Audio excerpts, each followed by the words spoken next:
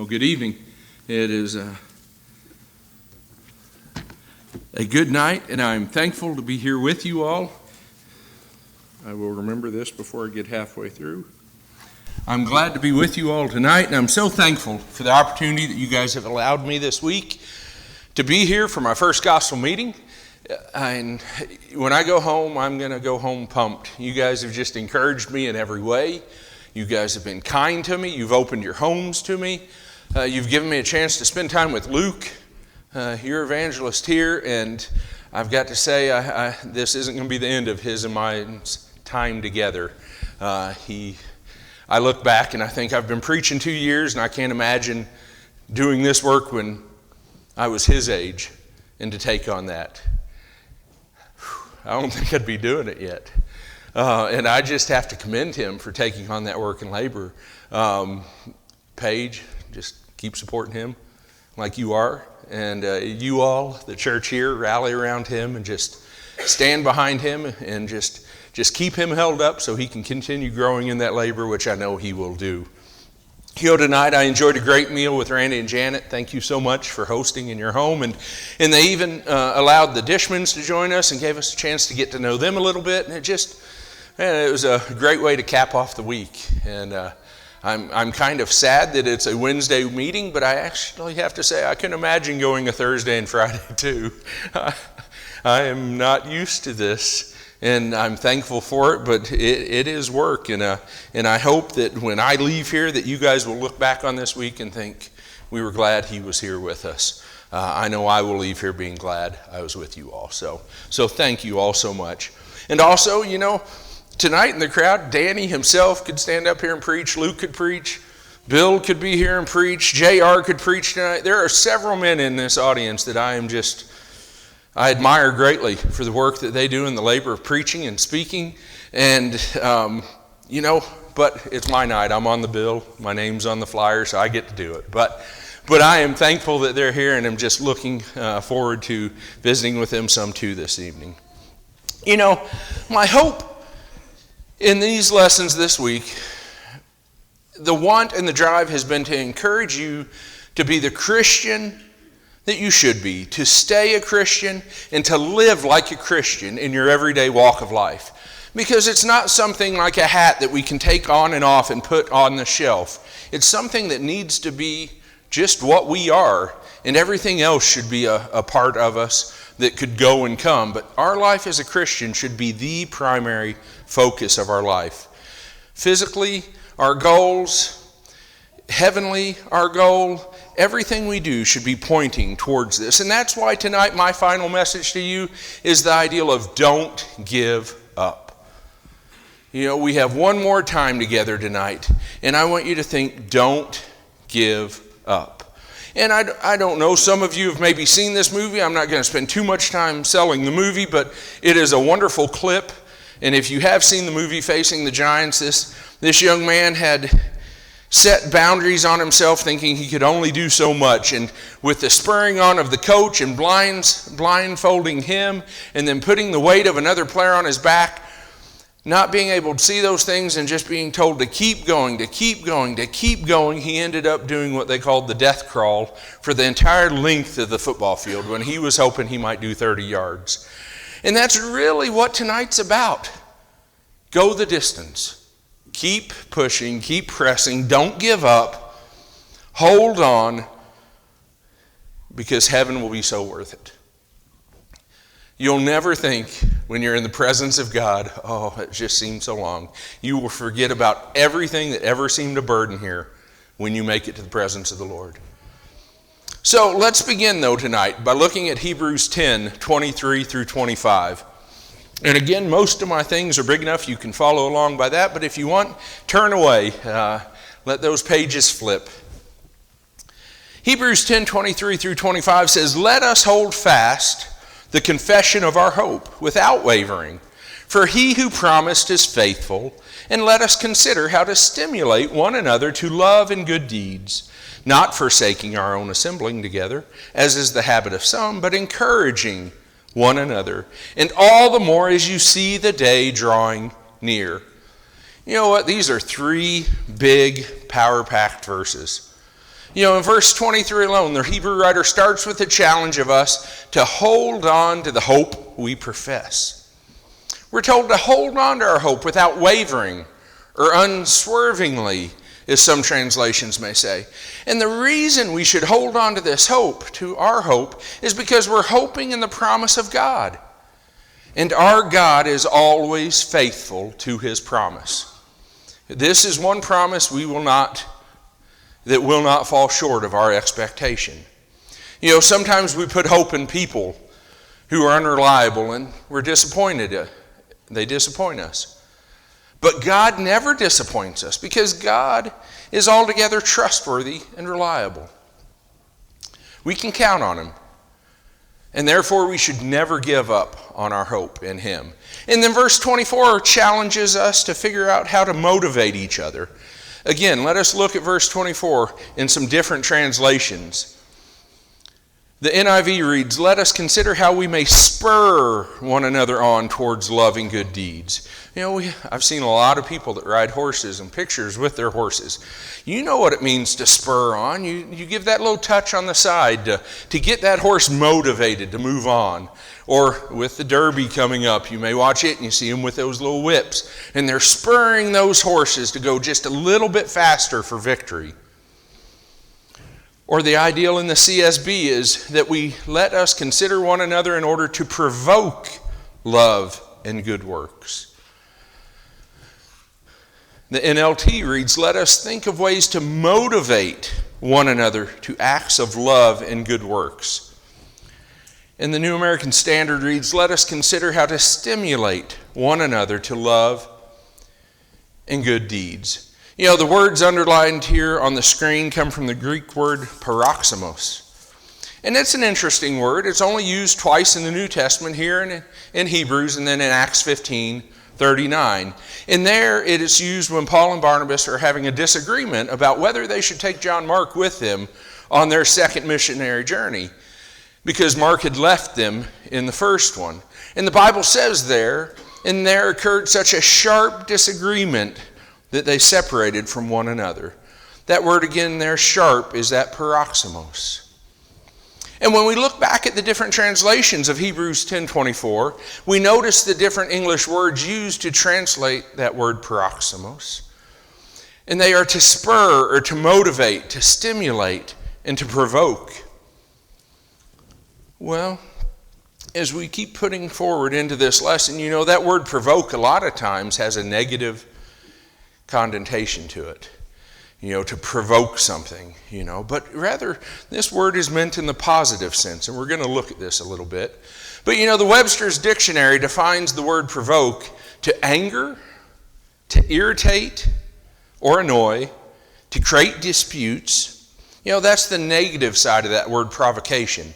But that's not the only definition that's in the Webster's Dictionary. The additional definition for provoke says to excite to action or feeling, to stir up, to call forth, to stimulate to influence. That's the positive side of provocation, and that's the point of this one another command, to spur one another on to love and good deeds, to stir up, to provoke, to move. An interesting thing about Hebrews 24 here, when we look at this as well, is we're commanded to be creative in our provoking even. The different translations also read there saying, let us consider, let us think about, let us see how inventive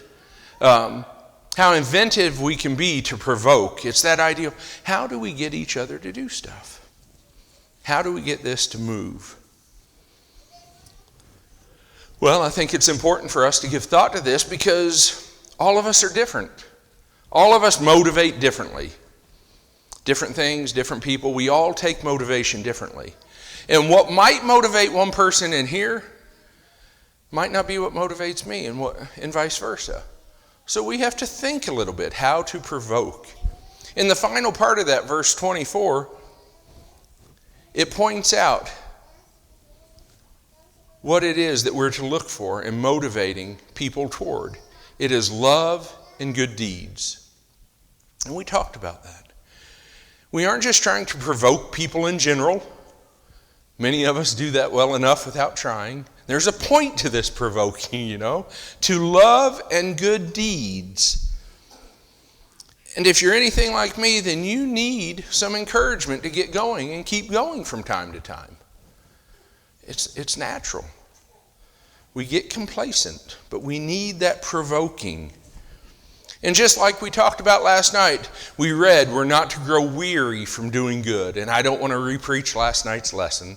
And most everybody here, this is kind of the home crowd that got to hear it last night. But we need to not grow weary in doing these good things. So I think, and I hope you would agree with me, that all of us need some spurring and provoking from time to time, right? And that's what I want to do tonight for a few more minutes while I'm with you.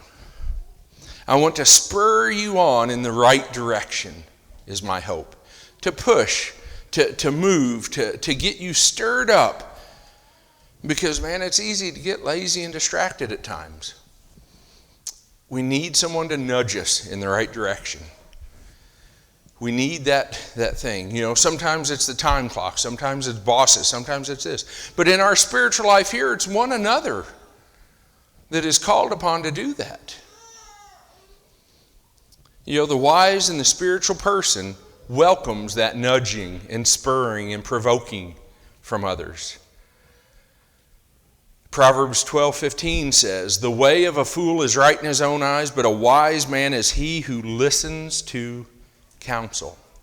We need that counsel, and we need to listen up for it. We might be surprised where it comes from sometimes, but we need to be listening to it. We need brothers and sisters in Christ who will help us to become more and better than what we would be without their prompting. We need that pushing. We need that prodding. Let's think for a moment about people who've made big impact and difference in our lives today. And who are they maybe? Some things might come to mind. Parents, teachers, mentors, friends. Those are ones that have helped us push farther than we ever wanted to go. They didn't let us get away with being less than what we should be or could be. A few days ago, I was watching this guy that was working out, and he was trying to set a new personal record. And I'm looking at the amount on the weight that he had on his bar, and it equaled to greater than I weigh myself. And I was thinking, wow, because that number is bigger than you might realize. But he knew what his personal record was, and he didn't go, I'm going to add 200 pounds and be unrealistic. The little bit of push that he had was the coach with the camera over here and two more guys going, just 2 more pounds, and they were sliding little 1-pound weights on. They weren't asking him to do the unaskable. They were spurring him on to get just a little bit more. And he did. And then they tried spurring him for another 2 pounds, and he didn't. But he got those first 2 pounds. And I will say, after seeing this guy and the way he works out, he will probably get that 2 pounds the next time he spurred on to get that 2 pounds. But that's what we need to do in here.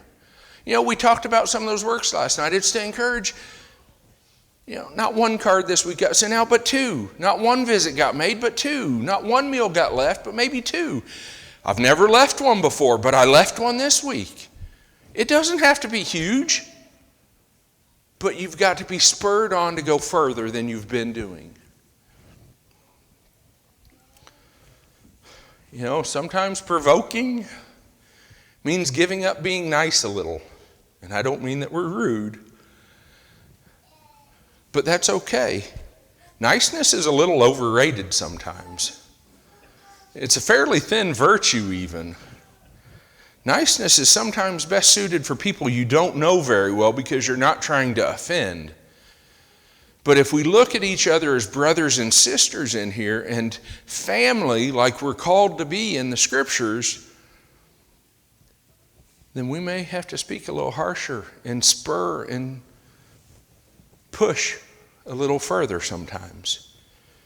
Deeper and more meaningful relationships require something more than niceness sometimes. Deeper and more meaningful relationships sometimes require that word provoking. Any close relationship that can tolerate mutual, provoking isn't really a relationship worth having. We need to, I think I said that wrong. Any close relationship that can't tolerate mutual provoking isn't really a relationship worth having. There we go. I'll get the whole sentence in there. We need to have enough between us that we can take this and build on these kind of things. The last thing we need really in our lives is a bunch of people who just flatter us, who never disagree with us and never challenge us to do better. Proverbs 27:17 says, iron sharpens iron, so one man sharpens another. We need to sharpen each other. We need to, I remember years ago when Dad would always sharpen the knives for Mom at Thanksgiving. There were sometimes he would have to break the edge of the knife before he could resharpen that edge to go. And sometimes we have to almost break each other a little bit to get us to see where we need to be fixed. But sometimes he would just have to barely feather that blade and it'd be sharp enough to send you to the emergency room if you weren't careful. Iron sharpens iron, so one man needs to sharpen another. We need to know each other well enough to know whether we need to provoke or we need to just stir a little. And we'll be doing what we need to. And I can tell you as a preacher, it's a temptation from the pulpit just to speak sweet things and easy because you take heat from being up here. So it would be a want to just want to hear the nice things, but it wouldn't do us any good.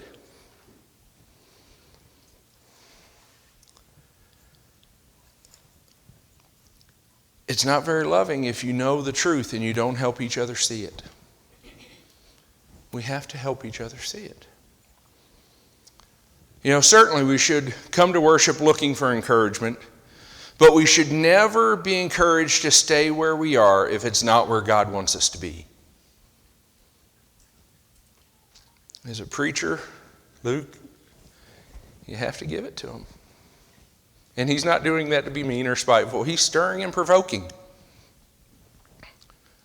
And I'll say, for him and I, he's been preaching longer than me, so he's my senior if you want to do it. But I get the ideal of not wanting to be too harsh. But if we know the truth, we have to give the truth. From our other night's lesson, what set aside doubt and what built faith, that was the truth of the word that was given and sent back to John and the miracles that were done. So as God has called us to provoke and stir up and to motivate and to spur one another on towards love and good deeds, we need to do that. And did you notice in these verses too, as we've been looking at these, this verse wasn't written exclusively to preachers and leaders. It was written to all Christians, and we need to remember that. It doesn't say elders consider how to spur on one another to love and good deeds. It doesn't say deacons consider how to spur on one another to good deeds. It doesn't say preachers. Rather, it says, let us consider how we may spur one another on to good deeds. It's every one of our jobs in here to provoke and sharpen one another. All Christians are equally responsible for this. This is your job. It's my job, but it's your job as well. Not because we're preachers, not because we're elders, not because we're Bible class teachers, not because of any other thing we do. It's because we are Christians. We are disciples of Jesus, and we're brothers and sisters. And we are to provoke one another to do better. So, we're going to do a little bit of shift like you've heard me do in all my lessons, to now, how do we do this? How do we provoke people in this way? And I've got 3 points that I want to make, and we will be building towards the end of the lesson. But first of all, I think we can provoke first and foremost by our presence. Again, Hebrews 10:25 says, let us not give up meeting together as some are in the habit of doing.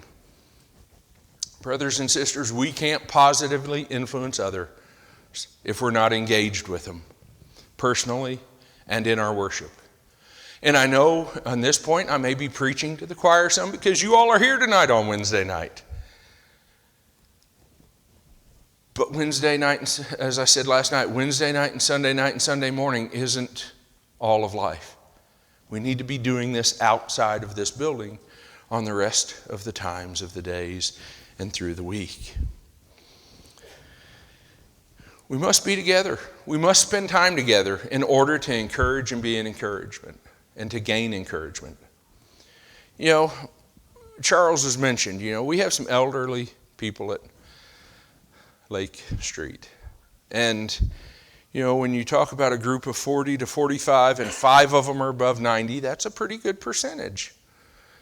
But I will tell you, all 5 of them, when they can't make it to class, will come in by worship service, not hearing the lesson sometimes, not being able to hardly walk or sit down without it hurting. And they will tell everyone in there I know, though, that it's worth being there, even though they're sitting there in pain and maybe not even hearing my lesson part of the time. Because they realize there's something about being together, being present one with another. And they're an encouragement. It's work for Charles to get to the car, the brother we've talked about that's in the hospital now. And he won't let us pull his car out for him. He'll walk it all the way from his parking spot across the parking lot with that walker. He is not going to let go of his duty of getting there. And sometimes I think, it's just been a busy week. It's Wednesday night again. His presence is amazing. We need to be present one with another. And his wife Nellie sings out with all her heart. I think she has every song in the songbook memorized. They are an encouragement by being there. It's beautiful. And every time I sit there and I hear them singing and I see them sitting there, they are provoking me to want to keep getting up doing what I'm doing as an evangelist at Lake Street. And there are a lot more that encourage me, so don't take. But I hope you see the point of what I'm saying there. It is amazing that they're getting up and doing that. It's beautiful. And while it's just as true that showing up is important and encouraging in many ways, forsaking the assembly is more than just not showing up. It's also a failure to not be engaged when you're here tonight or Sunday night. Forsaking is not being what you should there. Just showing up is not enough. It's not the goal. For them, it might be. But that's not our goal. That's not our baseline. We're to be here to provoke one another. Secondly, we can provoke each other by our example. We can and should be spurred on toward love and good deeds when we see other people's example of love and good deeds. I remember, and there's a lot of people that know him in here, but Gary used to talk about there was one lady that he would try to beat her card to wherever he was going to go visit someone. And this lady would write a get well card and have it in the mail before sometimes he even knew and could get to their house. She was an example of encouraging. We can and should be spurred on towards love by good deeds that we see others doing. And that's not them being showy. She never wanted that card to be known. But you take notice and you see when there's a fridge full of food there and you've dropped something off to help someone. There's others doing work, and that's an example of what we need to continue doing. And I don't want to beat a dead horse about good works because that was all last night's lesson. But Christians do good works. And that was the summary of last evening. Our purpose, we're trying to be busy and working for the Lord. Luke 21, 1 through 4 says, "And he looked up and he saw the rich putting their gifts into the treasury, and he saw a poor widow putting in 2 small copper coins. And he said, 'Truly I say to you, this poor widow put in more than all of them. For they all out of their surplus put into the offerings, but she put out of her poverty into all that she had to live on.'" But out of her poverty put in all that she had to live on. That poor widow encouraged the Lord. She did a good work. And maybe she even spurred those on who saw her to do more. And we should be inspired when we see others and the obstacles they overcome to be faithful in their loving good deeds for us to do more. You know, it's nice if I have surplus time and I go do things for people. But when it puts a pinch on me, do I still go do them? My surplus time, I'll give. But when it crimps in my style, do I go do those works I need to do? That widow did. It was her livelihood. And finally, I think the other thing we can do to provoke one another is our words. You know, we've talked many times about the power of words. In Proverbs 18:21 says, "The tongue has the power of life and death, and those who love it will eat its fruits." You know, words of encouragement that we give to one another are so powerful and memorable. You know, if a brother here delivers a prayer, which I have to commend our brother that led one tonight, I appreciate you praying for me and praying for Luke and the things going on in the area, because they're practical and they're right now and you remembered them. Thank you. When a sister teaches a class and you see the kids come out with joy in their eyes and singing songs and excited about the Word of God, make sure to thank that sister for teaching those classes with your words. Don't take them for granted. When that man gets up and leads the Lord's Supper talk, thank him for those talks. Encourage those men to keep moving forward. You know, we have a young man that's been a Christian for several years at Lakeside and Lake Street. See, Luke and I have both tried to switch Lakeside and Lake Street together this week. He'd never taught a Bible class before. And he taught 3 chapters of the book of Matthew in the middle and took a chunk. And then when we got to Luke, he was willing to take another 3. And I've got him signed up for John already, and he never taught a class before. It's those baby steps that go. And it's an encouragement, his example, and we're trying to encourage him with our words. You know, I had a brother that started teaching class Sunday that hadn't taught a Bible class in 40 years. He's preached within the past 40 years. But this brother had not taught a Bible class in 40 years. And because of his age at 84, he sat in a chair behind the Lord's Supper table with a mic over by him because he can't stand up for 45 minutes anymore. But his example, his words were an encouragement.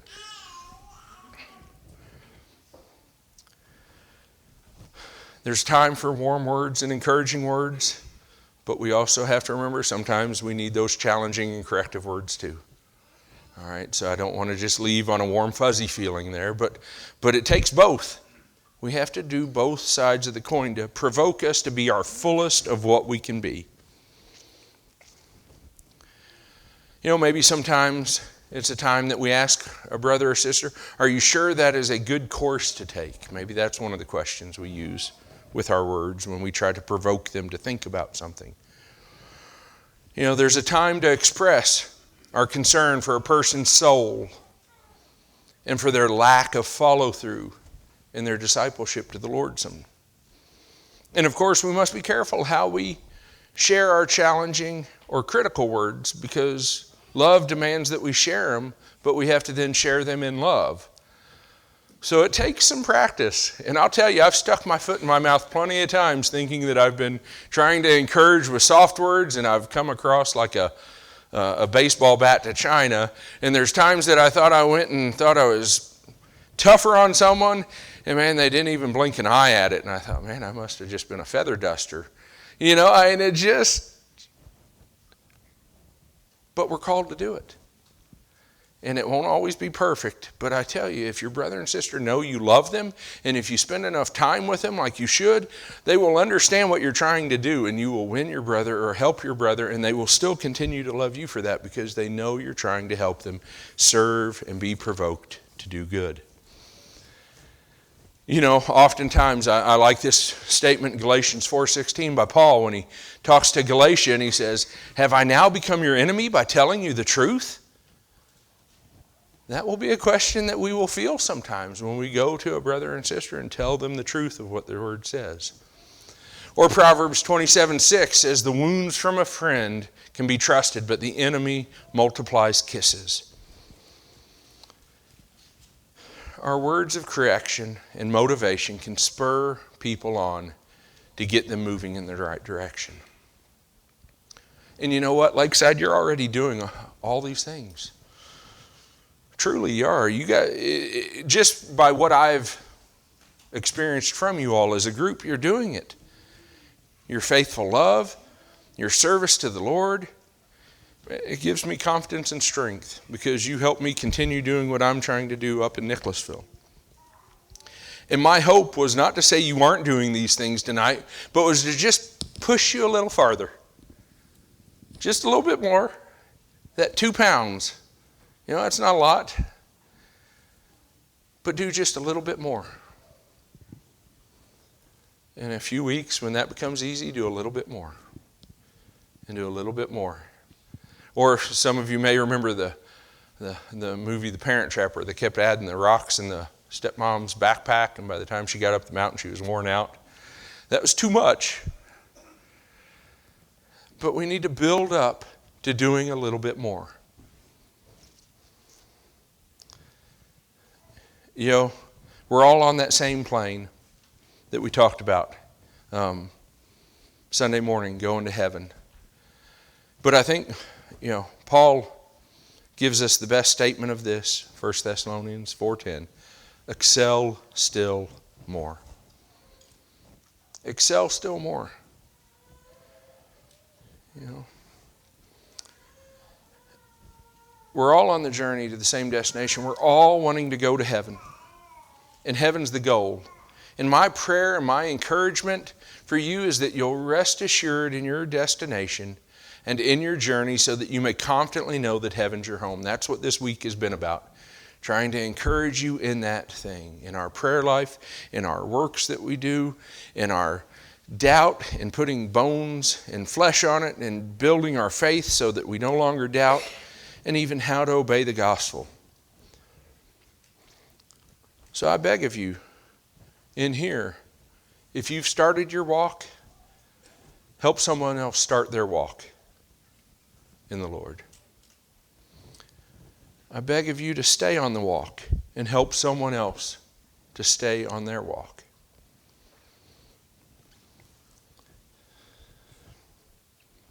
I admonish you to each grow your faith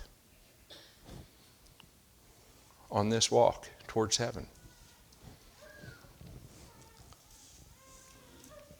I beseech of you and ask and pray that you'll pray for one another deeper than just the physical things, but pray for the spiritual life and our well-being as brothers and sisters.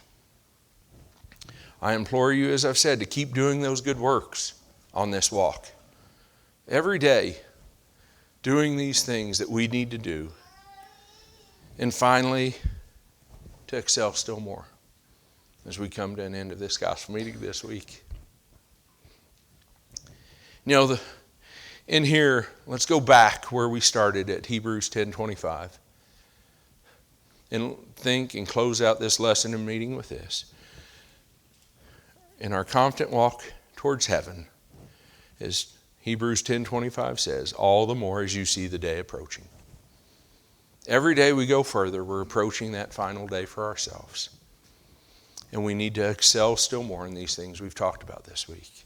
And as I told you on Sunday morning, that wasn't an exhaustive, all-inclusive list, but I think they were some big points that we need to be considering on our walk towards heaven.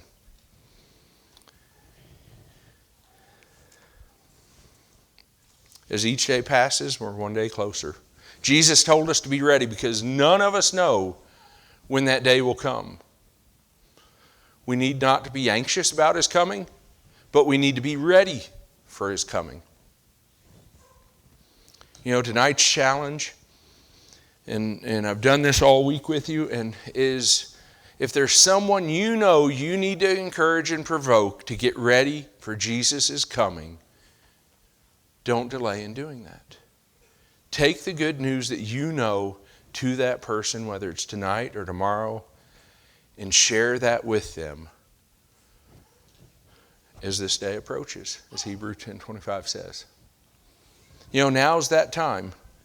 Tonight, if we can help you to put on Christ in baptism, we would love to do that.